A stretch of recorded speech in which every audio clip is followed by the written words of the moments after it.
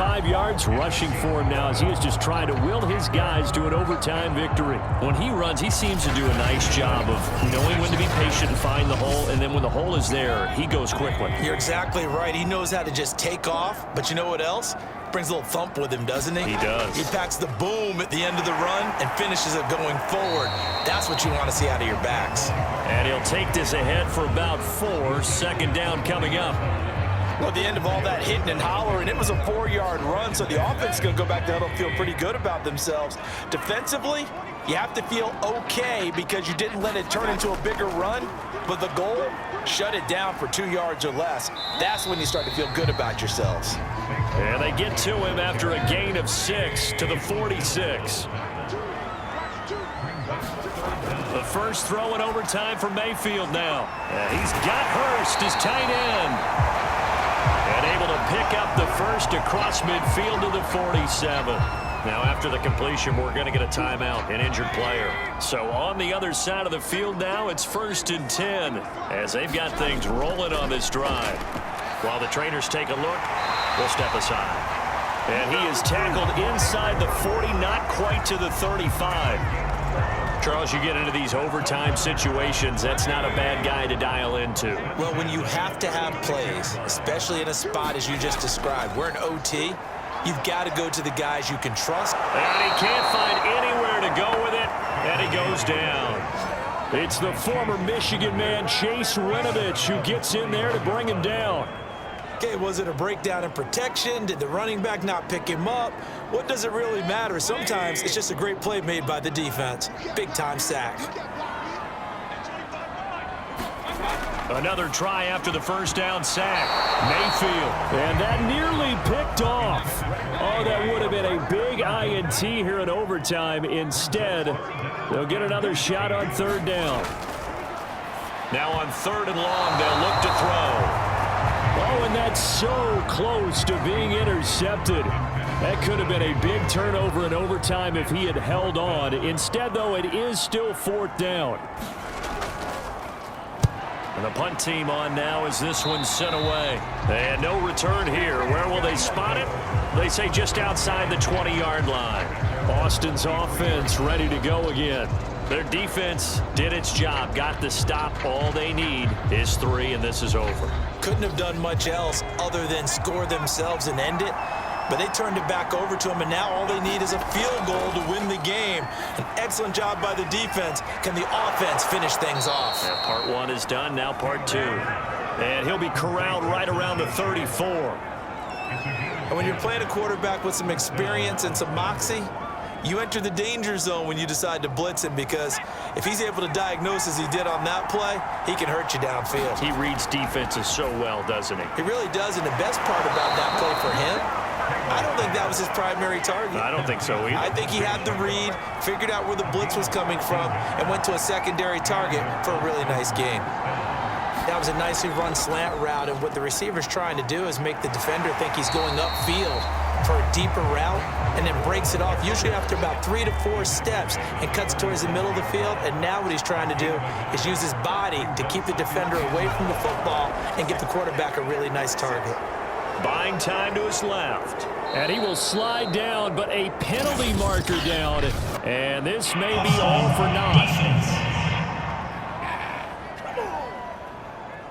And that one was relatively easy to see. I noticed that from up here. Yeah, it doesn't take a whole lot, does it? Sometimes you get multiples. What I always love on these offsides is when each side points at the other. Hey, you did it. No, you did it. They deciphered that one correctly. Following the penalty, it's Gore. And he's dropped just before the line to gain. 4-yard pickup leaves him with 3rd and 1. 2 minutes left in this overtime session, and still all tied. Taylor now to throw on 3rd down. Steps away to his left. And he's able to get the first before he's taken down at the 36. Well, to me, this leads to the question, do you admire the way he puts his body out there all the time, or do you think he should protect himself a little bit more? Well, he's been on the ground several times with all those sacks that he's taken. So, I don't know, I kind of admire him not sliding down there, don't you? I'm with you on that one. The meter definitely leans towards admiration. They're going to get about 3 here out of this first down run, and that'll bring up 2nd and 7. Well, that's just a pile of bodies there, and that's when you kind of find out who's a tough guy, right? Who can stand up and make a play. It was only a 3-yard run, but for both sides, they had to walk away from that feeling like, okay, I can stand up when the going gets tough in here.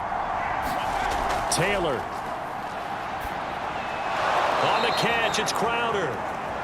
And he's going to get this down near the 20-yard line.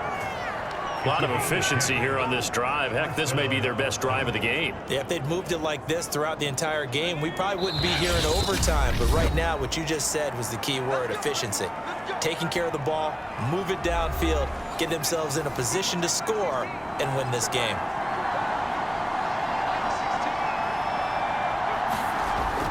They'll run on first down. Gore.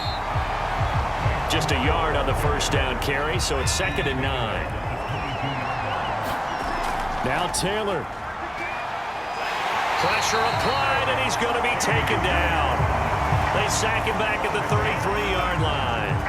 T.J. Watt in there to get him, and that is sack number 6 now for him on the year. Enough takes a start to have a good drive. Quite like a big loss on a sack, does it? Now they're looking at a 3rd and long, and suddenly the momentum shifted to the other side of the football. And old Mo is a very, very fickle man. Evans has it left side. And he's going to get this to about the 20, but that is well short of what he needed. They get 13, but it's not nearly enough, and it'll be 4th down.